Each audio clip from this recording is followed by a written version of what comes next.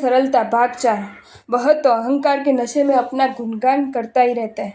स्वयं के किए हुए छोटे सुकृत्यों को खूब बढ़ा चढ़ा कर बोले, उसमें घंटों पसार कर देता है। फिर भी उसकी जीभ नहीं थकती, उसका गला शुष्क नहीं होता। उसको ऐसा ही लगता है कि सब जनों को मेरी बातें अच्छी लगती, मेरे ऊपर अत्यंत सद्भाव प्रकट होता है। अलबत्त ये सब तो उसकी मूढ़ता, अहंकारिता का ही सूचक है। लेकिन इसमें से सार यही ग्रहण करना है कि जैसे स्वयं की प्रशंसा करते हुए कभी नहीं थकते, नहीं शर्माते, वैसे ही मुनिराज की सरलता, शुद्धि, निखालसता इतनी तो अजब गजब की होती है कि योग स्थान पर गीतार्थ गुरु के पास अपने पापों का कथन करने में लेश मात्र भी शर्म नहीं आती। काम, क्रोध, ईर्ष्या, रसगारव, मदमाई आदि दोषों सूक्ष्म दृष्टि थी आत्म दर्शन करता हरता कर्मणा कोपो धन्यते। क्या प्रतिदिन 5-10 घंटे तक पद्मासन में बैठे रहकर जाप करने वाले योगी कहलाते हैं? क्या ऊंधे मस्त पुरुष से लटक कर वर्षों तक साधना करने वाले योगी कहलाते हैं? क्या घोर तप त्याग आदि करने वाले, संपूर्ण मौन रखने वाले योगी कहलाते हैं? नहीं, मूढ़ दुनिया भले इन सबको योगी माने, लेकिन लोकोत्तर शासन के योगी तो अलग ही होते हैं।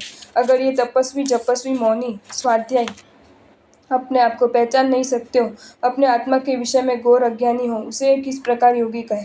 कदाचित उसको योगी मान भी ले तो उससे भी बड़ा योगी दूसरा कोई है। वह है सूक्ष्म दृष्टि से अपने आत्मा के अंदर पड़े हुए छोटे बड़े तमाम दोषों को स्पष्ट रूप से देखने का अलौकिक दृष्टि धारण करने वाला महात्मा। महायोगी आनंद घन जी कहते हैं कि चरम नयन करी मार्ग जो उतारे भूल्यो सयल संसार। जय नयने करी मार्ग जोइए रे नयन ते दिव्य विचार। इस पाया चर्म चक्षु से मोक्ष मार्ग देखने के लिए निकला ये संपूर्ण संसार अपनी अभी अस्मिता को भुलाए, दिशा भुलाए, भव में भटक रहा है। मोक्ष मार्ग को देखने की दृष्टि तो अलग प्रकार की है और वह है दिव्य विचार। किससे अपने जीवन में राग द्वेष बढ़ते हैं और किससे घटते हैं, ऐसा स्पष्ट विचार। ये दिव्य दृष्टि रहित लोग कैसे किसी भ्रमणा में रहते हैं, उसको देखता है। प्रश्न पूछने आई हुई स्त्रियों के सामने देखकर उत्तर देता है और मन में ऐसा समझता है कि ये तो मेरा फर्ज है। दूसरों के प्रश्नों का समाधान करना ये साधु का कर्तव्य है। गोचरी जाते हैं और गोचरी संबंधी प्रश्न स्त्रियों के सामने नजर रखकर पूछते हैं। वे ऐसा समझते कि गोचरी संबंधी प्रश्न पूछते समय आंखें नीची करके रखे तो वह अनुचित होगी। किसी के साथ बात करते समय उसके सामने ही दृष्टि रखती पड़ती है ना, आसपास से नीचे नजर करके बातें किस तरह कर सकते हैं, कितना अनुचित होता है। इस तरह उनको तो अपना वह प्रवृत्ति उत्तम औचित्य सेवन लगती है। अरे कोई स्त्री कहे कि मुझे जल्दी से आलोचना लेनी है और एकांत में ही लेनी है और साधु हाँ कह दे, वह विचार करते हैं कि इसको अभी पाप शुद्धि करने की भावना है। अगर मैं ना कहूँगा और उसके भाव पलट जाए तो कदाचित उस पाप के निमित्त से उसका दीर्घ संसार भी हो सकता है। क्या एक आत्मा के दीर्घ संसार को रोकना, अटकाना अपनी फर्ज नहीं है? यह सब कहते हुए उसके मन में खराब भाव ही होते हैं, ऐसा नहीं। उसके वे विचार उस समय तो निश्चय से अच्छे भाव वाले भी हो सकते हैं, लेकिन उसको खबर नहीं होती कि ये तो आग के साथ खेलना है। अच्छे भावों से शुरू की हुई उस प्रवृत्ति में अंत में अशुभ भावों की उत्पत्ति की संपूर्ण शक्यता है।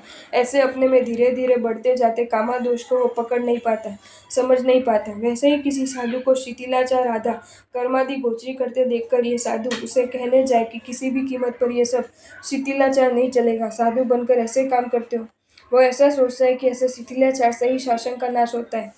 इस कारण शिथिलाचार्यों को तिरस्कृत अपमानित करना ही चाहिए।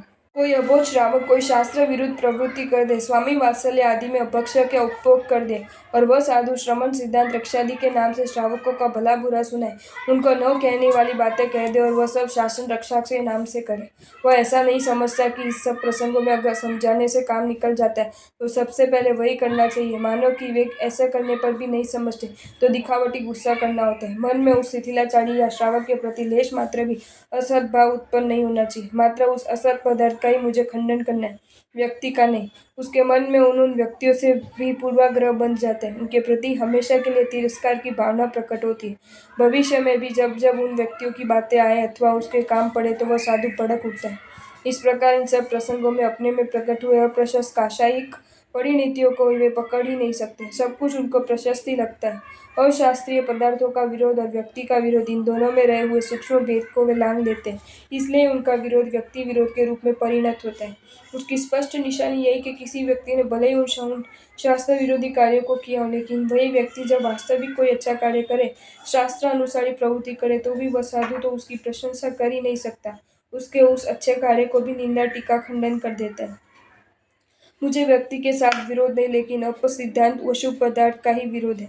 इन सभी सूक्ष्म समझ के अभाव में वह श्रमण अपनी आत्मा में धीरे धीरे बड़े होते कषाय परिणामों को भी कभी दोष स्वरूप समझ ही नहीं सकता। इसी प्रकार एक साधु को अपने समकक्ष मानने जाने वाले साधु वगैरह की प्रति ईर्ष्या हो। इसी कारण प्रत्येक विषय में उसके दोषों भूलों को ही देखता हूँ। लोगों को कहता रहे कि वह साधु भले ही गौर तप करता हो, लेकिन दूषित गोचरी वापरता है। ऐसे तप की क्या कीमत? फलाना साधु जोरदार स्वाध्याय करता है, लेकिन विषयों का अत्यधिक सेवन करता है। कोई मिठाई की कुछ भी सौगंध नहीं है, ऐसा स्वाध्याय क्या लाभ करेगा? वह फलाना साधु 2000 साधुओं को उपदेश दे सकता है, ये बात सच है, लेकिन व्याख्यान में सबको हंसाता है, जोक्स कहता है, उसमें बहिर्मुखता ज्यादा है। इस तरह परोपकार थोड़ी किया जाता है। कदाचित उसकी यह पूरक बातें सच्ची भी हो सकती है, लेकिन ये सब जो कोई भी विचार करता है अथवा कहता है, वह मात्र उन व्यक्तियों के लिए प्रति ईर्ष्या से प्रेरित होकर उनके उत्कर्षों को सहन नहीं कर सकने के कारण वह ऐसा विचार करता है अथवा कहता है। मतलब ये कि सब बातें अक्षरशः सच्ची भी हो तो भी ये साधु तो इन सब मामलों में अपने ईर्ष्या दोष का गुलामी बना रहता है, अत्यधिक पाप कर्मों को बांधता है। वह बेचारा अपनी बातों में सच्चाई देखकर लोगों को भी मंजूरी देकर अपने मन की कहीं कोने में डूबे हुए ईर्ष्या दोष को पकड़ नहीं पाता। मेरा शरीर दुर्बल हो गया है। 14 का मात्र अभ्यास न करने पर भी दूसरे दिन उठने की भी शक्ति नहीं रही। इस कारण मुझे 3 समय वापरना ही होगा। पौष्टिक वस्तुएं भी वापरनी होगी। शरीर स्वस्थ होगा तो ही संयम लगेगा। कमला रोग, जॉन्डिस हुआ, इक्षु रस पीने से ही ठीक होगा। अगर इसमें भूल कर दी या ज्यादा बैरागी बनने गया तो मरण निश्चित है। ऐसा कोई अनमोल संयम गवा दे, इक्षु रस पीकर जीवन बचा लो। ऐसी अनेक सच्चे विषयों में वह साधु रस पोषक वस्तुओं को वापरता है। कहीं अंदर मन में इसके लिए हर्ष भी हो, आसक्ति का भरपूर पोषण होता है, लेकिन बेचारा ये अत्यंत गंभीर सत्य कारण आने से ही दोष सेवन होने से वो वैसा ही समझता है कि ये तो स्पष्ट अपवाद है, इसमें कोई आसक्ति नहीं है। इसी प्रकार स्वयं को मिष्ट अमिष्ट की सौगंध हो, मंडली में अत्यधिक मात्रा में वो मिष्ट आ गया, सब जने वापरने के बाद भी बहुत सोचा बचाओ। सब जने कहते कि अगर तुम वापरोगे तो हमें बहुत राहत मिलेगी। उस समय सब साधु उस मिष्ट को वापर ले। मन में समझता है कि मैंने साधुओं की सहायता की, लेकिन ऐसा नहीं विचारे कि अगर इस मिष्ट की जगह उससे आधी मात्रा में रोटी या चावल बचा होता तो क्या वह वापरता? अगर नहीं तो फिर इसका मतलब ये तो नहीं कि मिष्टादि अच्छे लगते और वह ही बड़ा है। मतलब ये कि पसंद तो थी ही और वैद्य ने कह दिया। इस न्याय से तो मैंने मेरी आसक्ति का पोषण ही किया। अपनी व्याख्यान में सभा में हजारों लोगों को देखकर उसकी आंखों में हर्ष के आंसू आ जाए।